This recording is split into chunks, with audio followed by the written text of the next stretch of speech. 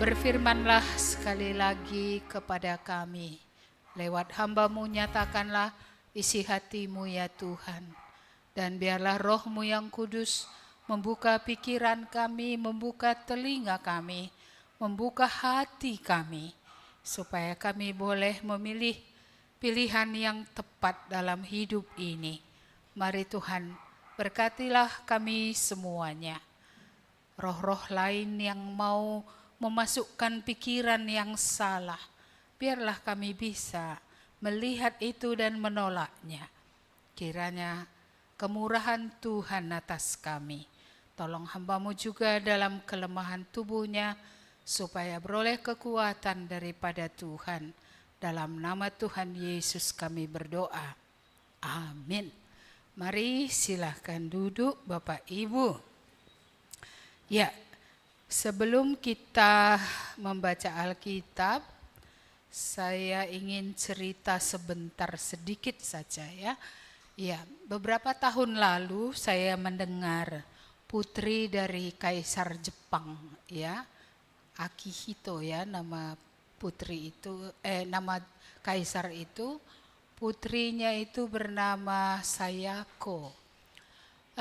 Dia terpaksa atau gimana ya, dengan rela lah meninggalkan kebangsawanannya karena dia menikah dengan rakyat biasa.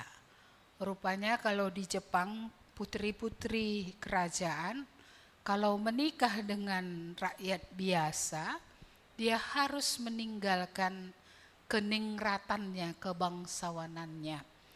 Dan sebenarnya banyak orang selain Putri Sayako juga ada Raja Edward VIII ya, itu juga pernah meninggalkan tahta Inggris untuk menikah dengan orang yang dia cintai. Hebat cinta itu ya. Ya, kebangsawanan ya, tahta loh bisa ditinggalkan untuk orang yang dikasihi. Saya berpikir kalau untuk manusia saja bisa begini gitu ya. Iya. Bagaimana dengan kita? Apakah kalau untuk Tuhan kita sanggup juga meninggalkan? Iya, ini untuk manusia loh, untuk orang yang dicintai. Tahta. Tahta itu, waduh, itu lambang apa ya? Lambang kuasa, lambang jabatan, lambang uang juga, lambang kemuliaan. Iya, tapi iya, baik putri Jepang ini, baik ya pangeran Inggris itu meninggalkan supaya bisa bersama dengan orang yang dikasihi. Mari kita membuka Alkitab kita dari Lukas pasal 18 sesuai dengan bahan yang dari sinode kita bulan perdamaian. Kita akan melihat ayat 18 sampai ayat yang ke-27. Ayat 18 sampai 27 dari Lukas 18. Lukas 18 ayat 18 sampai 27 dengan tema kekayaan ataukah kerajaan Allah. Saya bacakan demikian firman Tuhan. Ada seorang pemimpin bertanya kepada Yesus. Katanya, "Guru yang baik, apa yang harus aku perbuat untuk memperoleh hidup yang kekal?" Jawab Yesus, "Mengapa kau katakan aku baik? Tak seorang pun yang baik selain daripada Allah saja. Engkau tentu mengetahui segala perintah Allah. Jangan berzina, jangan membunuh, jangan mencuri, jangan mengucapkan saksi dusta. Hormatilah ayahmu dan ibumu." Kata orang itu, "Semuanya itu telah kuturuti dari sejak masa mudaku." Mendengar itu Yesus berkata kepadanya, "Masih tinggal satu hal lagi yang harus kau lakukan. Juallah segala yang kau miliki dan bagi-bagikanlah itu kepada orang-orang miskin, maka engkau akan beroleh harta di sorga. Kemudian datanglah kemari dan ikutlah aku. Ketika orang itu mendengar perkataan itu, ia menjadi amat sedih, sebab ia sangat kaya. Lalu Yesus memandang dia dan berkata, alangkah sukarnya orang yang beruang masuk ke dalam kerajaan Allah. Sebab lebih mudah seekor unta masuk melalui lubang jarum daripada seorang kaya masuk ke dalam kerajaan Allah. Dan mereka yang mendengar itu berkata, jika demikian, siapa yang dapat diselamatkan? Kata Yesus, apa yang tidak mungkin bagi manusia, mungkin bagi Allah. Iya, ini kisah yang sering sudah kita dengar ya, tentang seorang pemuda yang menjumpai Yesus tadi. Apa kesan kita tentang pemuda ini? Kesan kita yang pertama, ya, pengenalannya akan Yesus belum dalam. Karena dia menyebutnya guru yang baik. Dan Yesus mengingatkan dia, yang baik hanya Allah.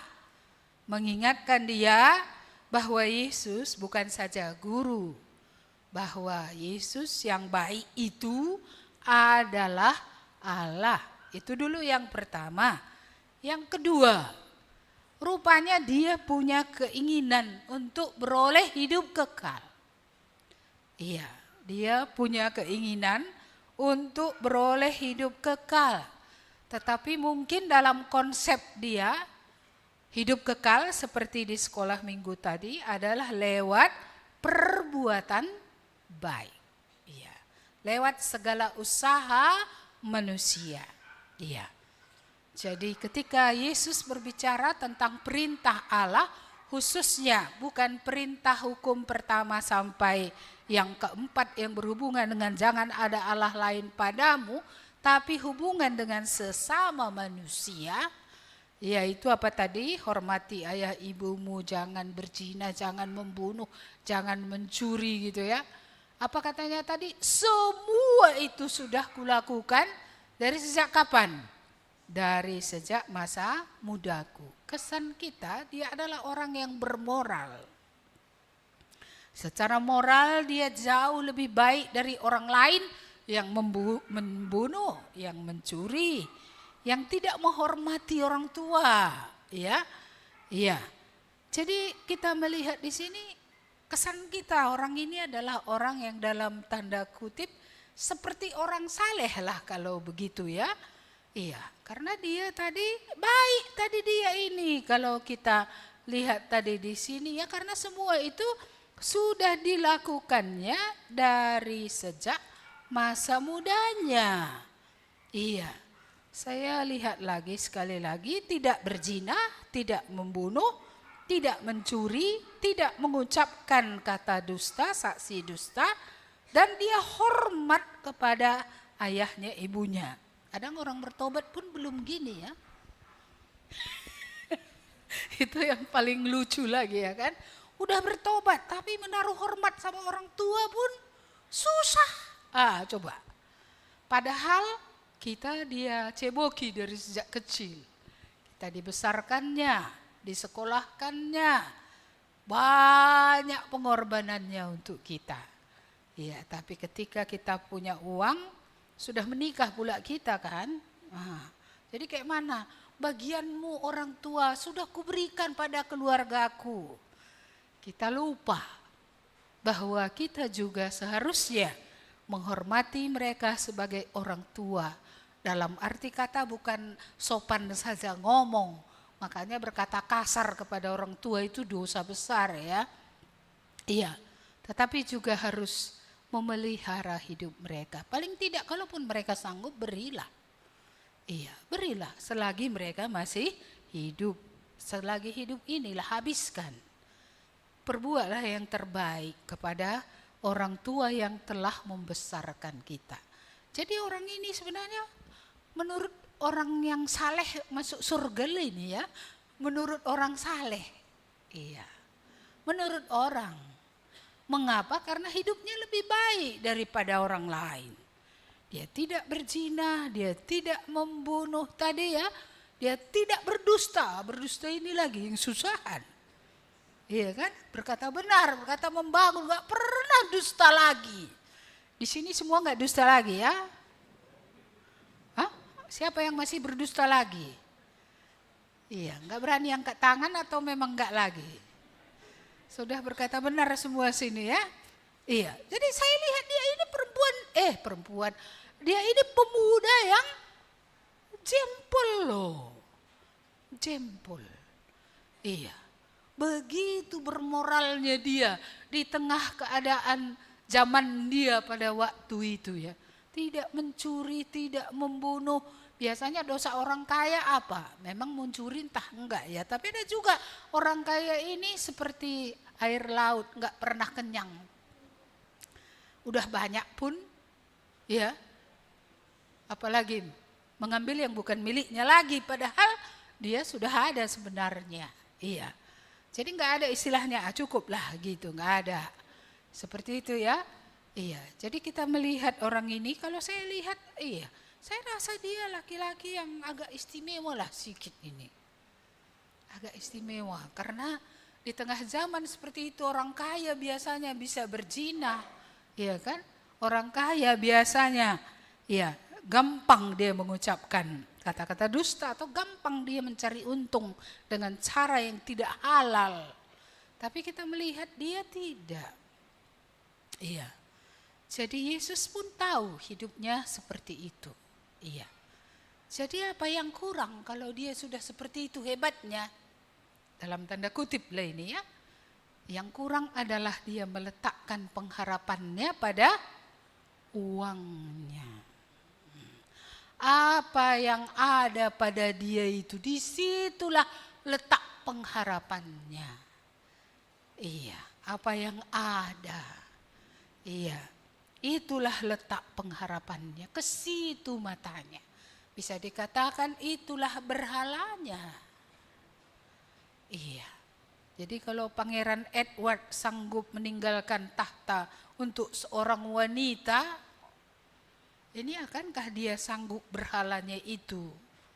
Dia tinggalkan untuk Tuhan, untuk kerajaan Allah, untuk hidup yang kekal. Iya, Yesus berkata, juallah seluruh hartamu. Ini dia yang apanya tadi, berhalanya tadi, hartanya tadi. Jual hartamu, bagi-bagi sama orang miskin supaya kau dapat harta di sorga. Lalu kemudian datang kamu kemari, kamu ikut aku. Tuhan bilang kamu ikut aku. Iya. Jadi bisa saja kita ini ada yang bisa kita bisa lakukan, ada yang bisa kita lepaskan. Tapi yang paling mempengaruhi hidup kita, apakah itu bisa kita lepaskan? Emang salah beruang? Salah enggak memiliki kekayaan yang banyak? Tentu tidak. Tapi masalahnya kekayaan ini menggantikan posisi Allah semesta langit dan bumi. Menggantikan posisi Tuhan Yesus di dalam hati. Asal ini tidak lepas, apapun boleh dilakukan. Tapi Tuhan tidak beroleh tempat karena Tuhan tidak pernah mau di tempat yang nomor 2. Karena Dia adalah Allah yang menciptakan kita, yang mati untuk menebus kita. Dia Allah yang cemburu. Dialah memiliki prioritas pertama, hak yang tertinggi di dalam kehidupan kita. Iya, bisa kita renungkan pelan-pelan. Apakah benar Tuhan lebih daripada semua yang kita miliki? Apakah lebih dari uang di hati kita? Apakah lebih dari segala ambisi kita? Apakah lebih dari segala karir kita? Apakah lebih daripada segala-galanya bagi kita? Bagaimana jawabannya ini? Agak susah menjawabnya ini kan. Pertanyaannya padahal sederhana. Mau uang atau mau Tuhan? Nah, coba, kamu mau apa? Iya, di follow up saya tanya anak-anak, kalian kalau diberi uang 1 miliar, apa yang kalian lakukan dengan uang itu? Saya ingin tahu hati mereka, kemana arah hatinya. Oh, beli apa Bu? Beli tanah katanya. Ada lagi yang bilang beli apa? Beli rumah. Iya kan? Iya, hanya 2 orang yang bilang. Bangun gereja Bu, di tebing katanya. Ini kan arahnya agak lain ya. Yang satu lagi bilang apa? Bangun TKRO, beli tanah lain bangun di situ. Ini kan jawaban yang mantap-mantap. Tapi yang lain menjawab beli emas simpan. Berapa? 1 miliar itu udah berapa petak ya kan? Iya, emas itu yang tulen gitu ya, bisa disimpan. Di mana hatimu berada? Disitulah hartamu berada. Terbalik ya. Di mana hartamu berada, disitulah hatimu berada. Apa yang paling utama pasti itu yang kita keluarkan dari hati kita. Iya, jadi sebenarnya dari situ nampaklah kan gitu ya. Surah-surah pusuh teh, surah-surah simbages nakal yang paling dalam dari hati kita. Kemananya arahnya ini? Iya, jadi si kaya ini tadi pemuda yang kaya, enggak salah kaya, silakan kaya. Tapi jangan melekat pada yang namanya kekayaan dan jangan berharap pada kekayaan yang tidak tentu. Iya. Abang bapak Ike ini dulu kaya, iya kan? Iya. Banyak mobil kersanya dulu, iya kan? Hatinya pada mobilnya, hatinya pada hartanya. Habis hartanya karena Tuhan bilang kekayaan itu tidak tentu, tidak pasti, tidak bisa terjamin dia tetap ada. Jadi ketika dia tiada, gimana? Syukurlah hilang mamon dapat Tuhan, iya kan? Kalau nggak hilang tadi mamon tadi nggak bertuhan-tuhan, iya kan? Ke gereja-gereja memang rajin, penginjilan pun rajin. Iya, sempat nggak dapat Tuhan, bukannya ke sorga kan? Kemana? Iya, jadi syukurlah Bapak ini hilang momennya dapat Tuhannya. Iya, syukur kalau bisa begitu ya. Iya, yang paling sulit apa? Iya, hilang momennya Tuhan dia pun nggak dapat. Ini susah ini. Jangan nanti ada di antara kita gini ya.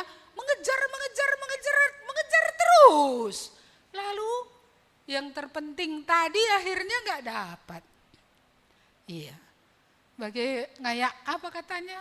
Buah perembalang, ya kan? Terus nunggu berbuah. Kapan berbuah ya nggak berbuah? Cobalah. Jadi gimana jadinya? Iya. Orang Karo bilang ngil-ngil lah. Yang nggak ngerti bahasa Karo apa terjemahannya itu ya. Iya, kira-kira kecewa lah gitu karena nggak ada terjemahannya. Ini hanya ada di bahasa Karo, nggak ada di bahasa lain. Iya, tapi akhirnya menjadi kecewa. Iya, jadi kita melihat tadi tentang pemuda ini, seorang yang sudah berjuang dalam hidupnya untuk melakukan apa yang baik. Tapi mengharapkan mungkin Yesus berkata, kalau sudah tidak berzinah kau nakku, kalau kau tidak membunuh, kalau kau sudah hormati orang tuamu ke surga kau. Mungkin itu yang diharapkannya. Tapi Yesus menyentuh yang paling dalam hidupnya. Hal yang tak bisa digeser. Hal yang itulah pusat daripada kehidupannya. Selama masih ada uang dia masih aman-aman aja. Ya ini yang disentuh oleh Tuhan. Dan Tuhan bilang jual.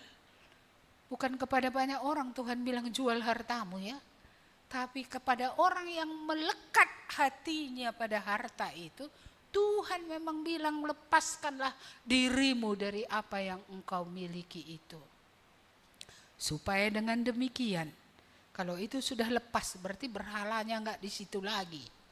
Dia dapat datang kepada Tuhan dan mendapatkan kerinduannya tadi, yaitu untuk beroleh hidup yang kekal. Ya, waktu kurenungkan ini kupikir gini, kenapa pula lah sinode ini tema perdamaian kok uang gitu. Nah, ini kan bulan perdamaian disebut di sinode kita bulan ini ya. Iya, tapi kok yang dicakapkan apa? Uang, kok bisa gitu? Iya, jadi kurasa banyak uang ini membuat gak ada perdamaian ya kan. Iya, banyak uang ini membuat keluarga retak. Banyak uang ini membuat bersaudara pun gak secakapan lagi.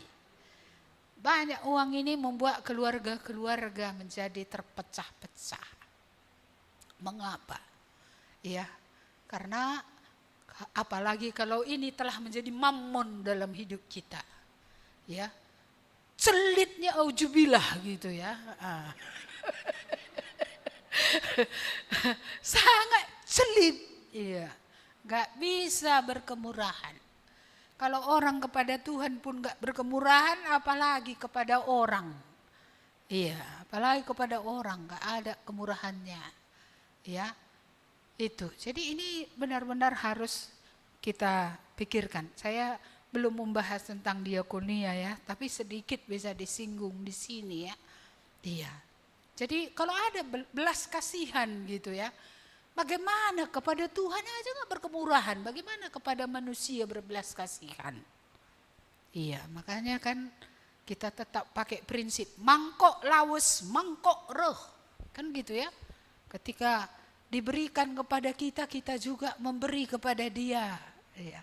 Ketika kita memberi pada orang, kita harapkan nanti dibalikkannya suatu waktu. Ya, ini kan dunia. Dunia. Kalau Tuhan apa yang dia beri dia tagih semua sama kita, susah kita. Ya kan? Gimana lagi mau menjawab Tuhan? Dia mengasihi, memberi tanpa syarat. Yang diharapkan Tuhan hanya supaya hidup kita ini semakin benar. Hidup kita ini semakin berkenan kepada Tuhan lewat segala yang masih dia buat. Adakah hak kita dipelihara? Adakah hak kita ya untuk beroleh semua pada waktunya? Adakah hak kita untuk beroleh segala yang baik? Ya, tapi Tuhan memberi segala yang baik. Bahkan sebelum kita diselamatkan, Kristus sudah mati untuk kita. Pengorbanan yang sebesar itu. Ya, jadi bagaimana hati kita? Ini menjadi pertanyaan hari ini. Siapakah yang terpenting di hati kita hari ini? Uangkah? Ambisi kitakah? Kehendak-kehendak kitakah? Atau Tuhan? Iya. Atau Tuhan. Banyak orang katanya ini. Bahwa mereka katanya Tuhan itu yang terpenting, Bu, katanya. Katanya. Tapi faktanya tidaklah demikian. Iya. Kalau Tuhan yang terpenting, tentu kita akan menghormati Dia, kita akan mengikuti Dia sesuai dengan apa yang Dia katakan kepada kita. Jika kita mengasihi Dia, sama seperti ya Raja Edward tadi, kalau mengasihi perempuan saja pun bisa meninggalkan tahta, masa mengasihi Tuhan gak bisa meninggalkan apa yang tidak berkenan kepada Tuhan, apalagi dosa. Ya, kalau dosa pun kita gak mau tinggalkan untuk beroleh yang suci, untuk bisa beroleh sorga. Gimana itu? Iya. Jadi mari kita renungkan ini. Itu sebabnya saya pilih lagu. Kan ku pilih Yesus ini kan sudah lama gak kita nyanyikan ini. Iya, supaya kembali lagi review pilihan kita. pilihanku ini, yang manakah yang tertinggi di dalam hidupku? Untuk beroleh hidup kekal tidak bisa hanya tadi melakukan setengah hukum Taurat, hukum kepada sesama manusia. Tetapi tidak ada di sini hukum kasih kepada Allah. Karena keselamatan adalah mengenal Allah, mengasihi Allah. Iya, mengasihi manusia itu bagiannya, tapi yang tertingginya adalah dengan Allah sendiri. Iya, pertanyaan sederhana, tapi mari kita pikirkan dalam-dalam. Siapa sih? Atau apa sih yang paling penting, prioritas utama dalam hidup kita? Iya, apakah Tuhan ataukah yang lain? Kalau saya lihat perjuangan Bapak Depen untuk membuat acara pengebumian orang tua itu, acara nasional, ya itu perjuangan. Karena ini kan keluarga besar, Telom Banua. Telom Banua itu Nias, ibunya Batak. Iya, ada anak, ya anak dari orang tua ini, ada yang menikah dengan Batak, ada yang menikah dengan orang Chinese juga ada. Iya. Tapi ini sebuah perjuangan bagaimana supaya ya artinya kalau tidak bisa dihempang, ya. Tidak bisa dihempang karena nanti masuk satu masuk semua dia, gitu ya. Hal-hal yang ya tidak ada kita lihat hubungannya gitu. Karena umumnya kita menghadapi orang mati masih dilakukan apa yang perlu untuk orang mati itu. Iya. Padahal kalau orang sudah mati, emang apa yang perlu? Gak ada. Jadi kepada siapa yang perlu? Kepada orang hidup. Iya. Kalau kepada orang hidup masih bisa kita bawa bunga. Tapi bukankah banyak orang membuat penguburan lalu bunga-bunga ditaruh berjejer ya? Maksudnya satu-satu orang ke situ ngasih bunga. Apa artinya itu ya, goodbye gitu kali ya. Tanda perpisahan gitu. Iya, kepada orang hidupnya perlu dilakukan, bawa bunga lagi hidup. Maka kalau ada anak-anak kami yang pemuda di sini bawa bunga sama mama. Kalau dia suka bunga, kalau nggak suka dia apa? Ya belilah apa yang dia suka. Iya. Gak suka bunga, mamaku gak suka bunga. Gak suka bunga beli bolu.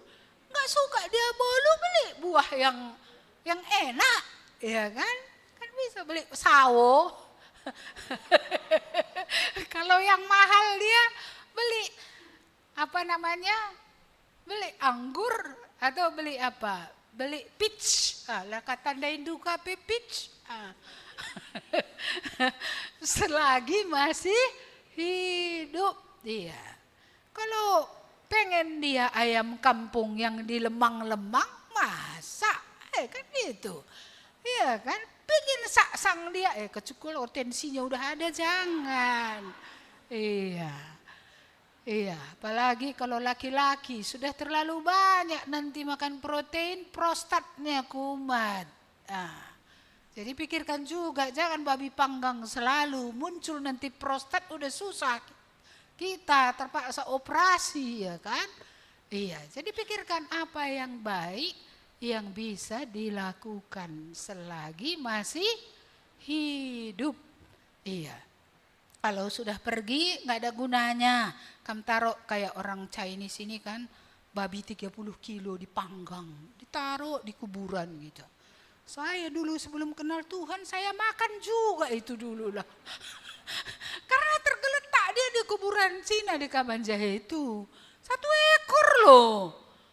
30 kilo, kami ngemo-ngemo lewat. Belum pula tahu jangan memakan makanan yang dipersembahkan kepada berhala. Entah bekap diiris lah. Ya kan gitu dia, inilah dosa ketidaktahuan. Iya, tapi tetapnya dosa, jangan karena nggak tahu, itu nggak dosa gitu ya kan. Iya, Setelah sadar barulah diakui itu sudah pernah dilakukan gitu ya. Dan minta pembersihan dari Tuhan. Oke, kembali kita kepada pertanyaan yang paling penting tadi. Karena ini sangat urgen kali. Bisa nanti apa yang menjadi berhala itu menghalangi keselamatan. Iya.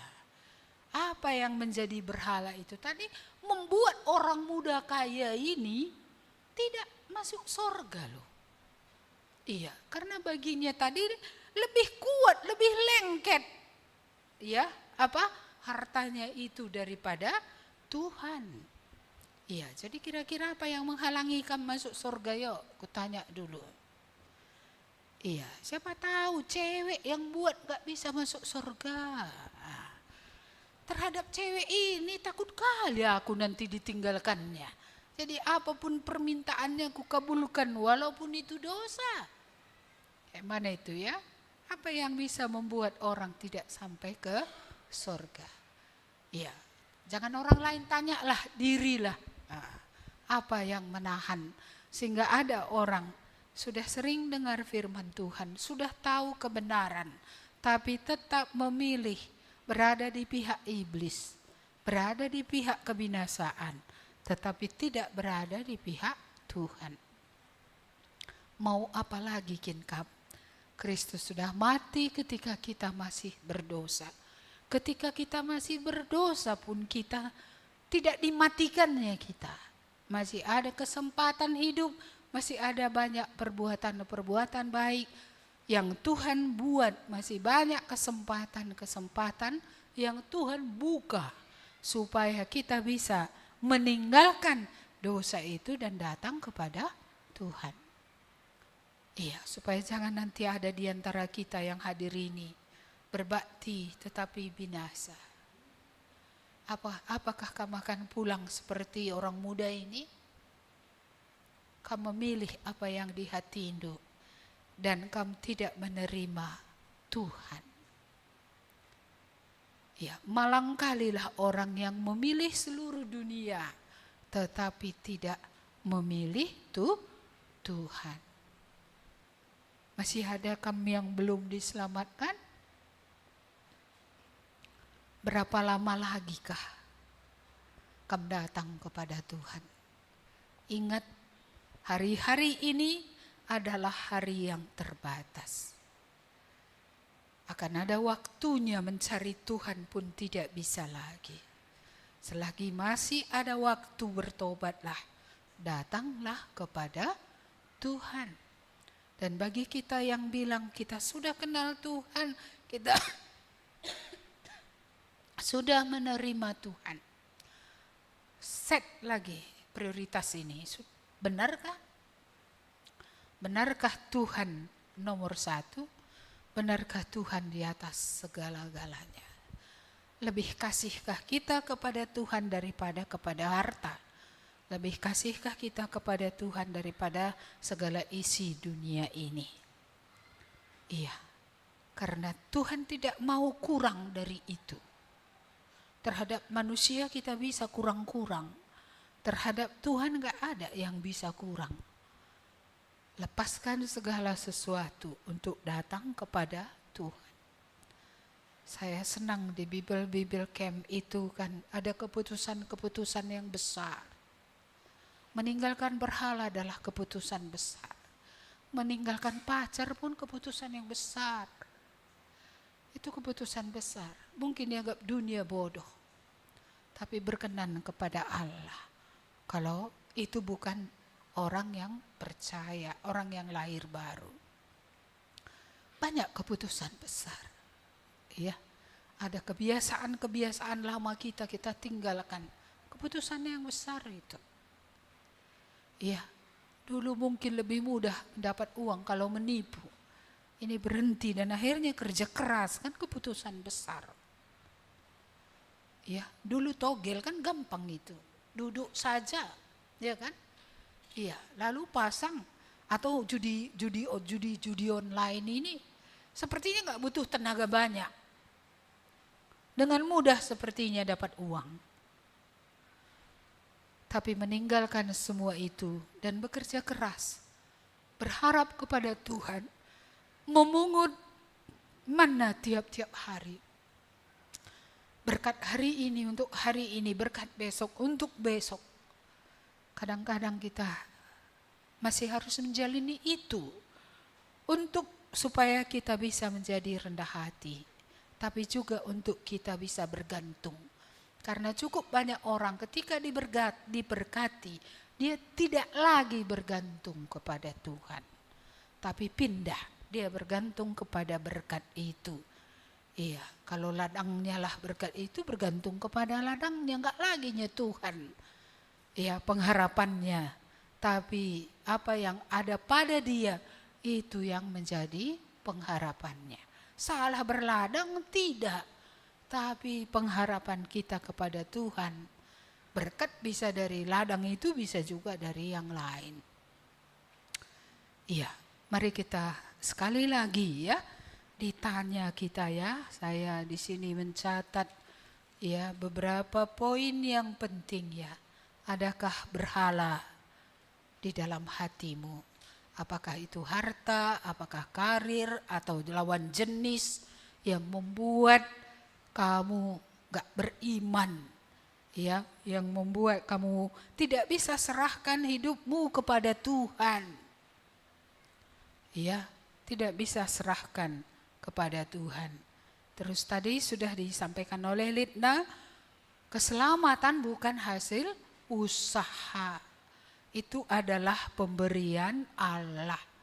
Tapi apakah boleh orang yang percaya tidak bermoral? Tentu tidak bisa.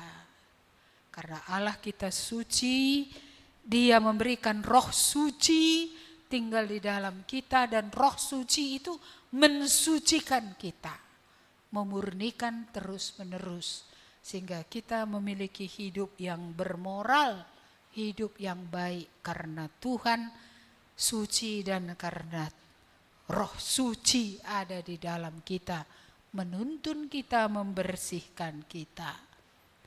Iya, kalimat terakhir saya catat di sini, mengikut Yesus berarti menyerahkan segalanya. Artinya kalau Tuhan bilang lepaskan itu, lepaskanlah. Berani untuk menyerahkan, untuk mengikut Tuhan.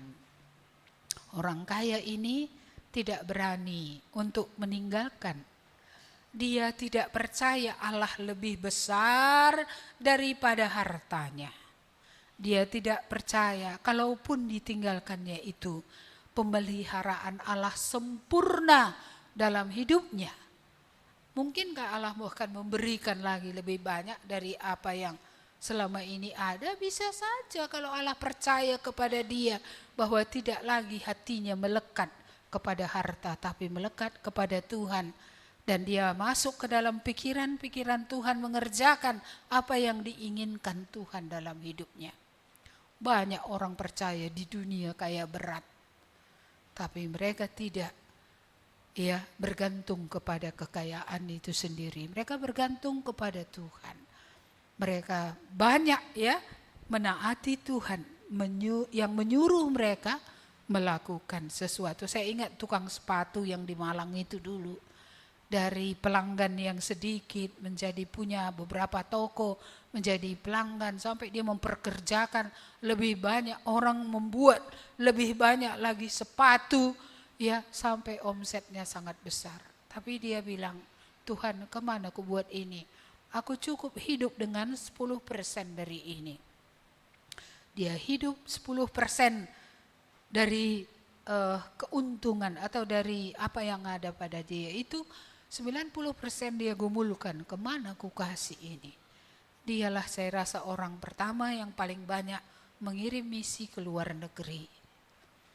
Iya, anak-anaknya dibuat hidup sederhana, tidak glamor, tidak kaya. Tapi anak-anaknya ini, tiga-tiga dapat beasiswa untuk sekolah ya perguruan tinggi di Amerika. Saya rasa itu adalah seperti sebuah penghargaan atau upah lah dari Tuhan, oleh karena ketaatannya dan ketidakterikatannya kepada hasil kerja kerasnya. Iya, dia mendukung pekerjaan Tuhan sedemikian sampai ke Suriname, ke negara-negara Eropa sana. Ya, misi yang dulu dikirim oleh YPII dulu, waktu YPII masih ada, itu tahun 80-an. Saya mendengar kisahnya, saya rasa itu sungguh sangat luar biasa. Bagaimana dia memikirkan keselamatan banyak jiwa, dan bagaimana dia doanya itu, dan doanya itu hasil rembukan bersama dengan istri dan anak-anaknya yang 3 ini. Bahwa mereka sepakat dengan cara hidup yang sederhana supaya bisa memberi lebih banyak untuk kerajaan Allah. Karena mereka tahu toh yang di sini akan ditinggalkan, tapi kerajaan Allah itu kekal sampai selama-lamanya. Mungkin tidak seperti dia keuangan kita, tapi mari kita belajar. Bisanya nggak ada uang, tapi terikat hati kepada uang. Uang saja yang terus dipikirkan. Tiap bicara, uang. Tiap bicara, sen. Ya, ketika ketemu dengan orang, topiknya nggak pernah firman Tuhan. Topiknya apa? Uang. Iya, terus. Itu berarti kan walaupun nggak ada uang, dia hatinya melekat pada uang. Iya, jadi mari ya, jangan sempat gara-gara berhala entah apapun itu, uang, harta, segala macam, kita ya, saudara tidak masuk ke dalam kerajaan Allah. Jangan sempat harta dunia yang kecil ini ya membuat kita tidak masuk kerajaan Allah. Ada sebuah ilustrasi tentang seorang anak yang punya mainan karena udah lama sama dia, udah rusak, matanya udah jendol-jendol gitu mainannya ini. Papanya mau beli yang baru, tapi dia nggak mau. Nggak mau. Kenapa? Karena sudah terbiasa. Jadi nggak mau dia diberi yang baru.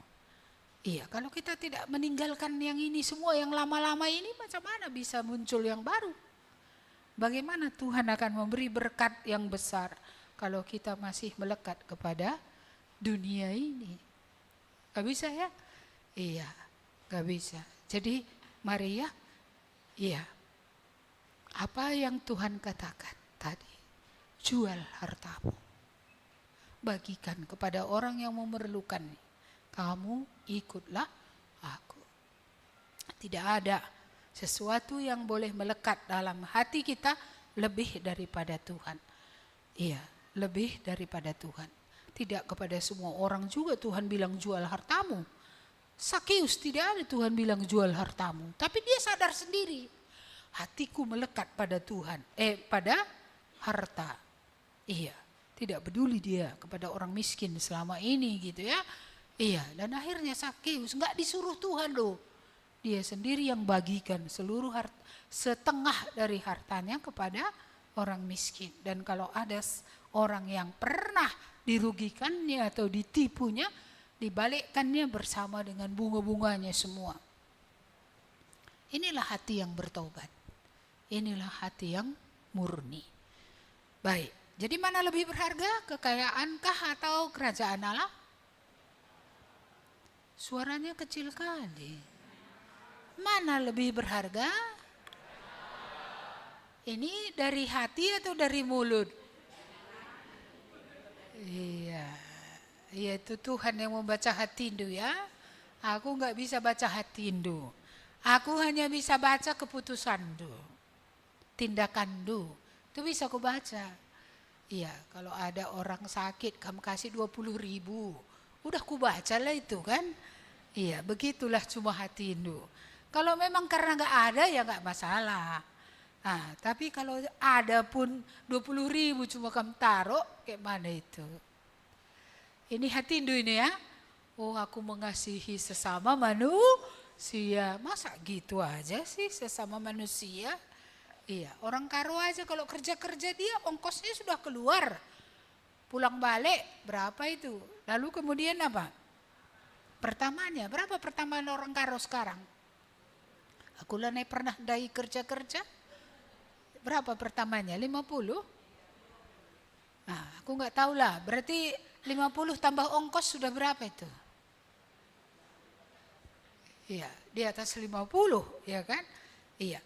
Jadi ini masing-masing kita kumpulkan. Tapi yang pertama dulu selamat ini tadi dulu ya. Selamat ini dulu. Jangan sempat ada di GKI kasih anugerah ini ada orang tidak selamat. Mengapa?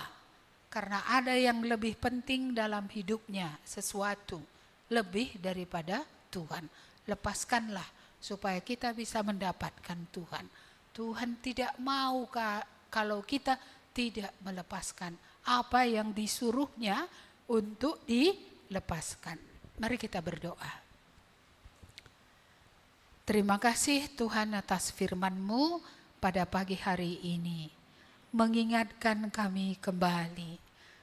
Menyelidiki hati kami kembali. Di mananya lengketnya hati kami ini. Apakah sungguh hati kami tidak melekat pada dunia atau pada apapun yang ada di dunia ini. Tuhan, Engkau mau hati kami berpadu dengan-Mu. Engkau mau supaya hati kami, Tuhan itulah yang pertama, Tuhan itulah yang terutama, Tuhan itulah di atas segala-galanya. Kami berdoa supaya Roh Allah yang berbicara, supaya kalau ada yang Tuhan ingatkan kami untuk kami tinggalkan, kami boleh taat meninggalkan itu. Supaya kami boleh diterima Tuhan, supaya kami boleh dikenan Tuhan dalam hidup kami. Terima kasih Bapa, Engkau mengajarkan kepada kami keselamatan betul-betul bukan usaha manusia. Betul-betul pemberian Allah yang tidak layak kami terima. Itulah pemberian Allah di dalam Kristus Yesus. Kiranya berharga bagi kami pemberian Allah ini melampaui apapun juga. Sehingga kami rela melepaskan apapun untuk menerima pemberian Allah, keselamatan yang Tuhan karuniakan bagi setiap orang yang percaya, yang mau menerima Tuhan Yesus. Terima kasih Bapa, kiranya Roh-Mu yang kudus meneruskan firman ini, supaya siapapun di antara kami yang masih berjalan menuju neraka, berjalan menuju kebinasaan, kami bisa berhenti, kami bisa benar-benar meninggalkan dosa itu, meninggalkan segala rintangan dan datang kepada Tuhan, sumber keselamatan itu. Dan kiranya kami yang sudah mengaku percaya kepada Tuhan, Roh-Mu bekerja supaya bukan dengan perkataan saja kami mengatakan, kami menyerahkan hidup kami bersandar pada Tuhan. Biarlah secara fakta itulah yang terjadi dalam hidup kami ya Tuhan.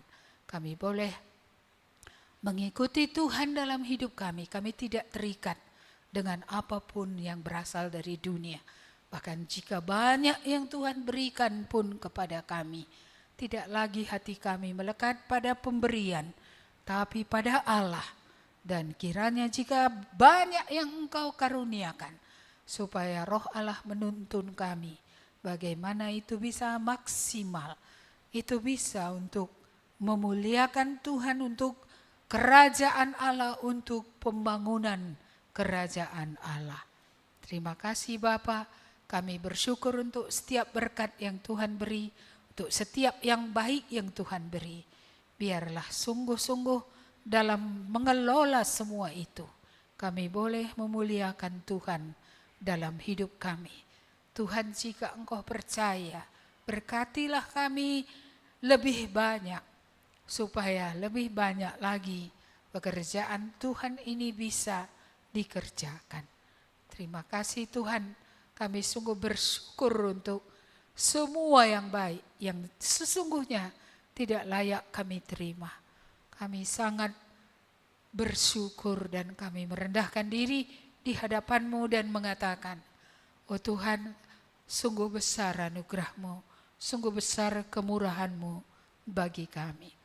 Terima kasih Bapa, sebentar kami akan pulang dari tempat ini. Kiranya anugerah yang daripada Allah itu sungguh-sungguh turun atas kami. Dan juga kemurahan daripada Yesus Kristus yang telah memberikan dirinya bagi kami. Sungguh itu dalam bagi kami. Dan kiranya Roh Kudus membuat kami mengerti semua itu sehingga kami semakin tunduk dan semakin menghormati Tuhan. Terima kasih untuk janji penyertaan-Mu Tuhan. Termulialah Engkau sepanjang minggu ini dan seterusnya dalam hidup kami. Dalam nama Tuhan Yesus kami berdoa dan mengucap syukur. Amin. Kepada Allah beri puji.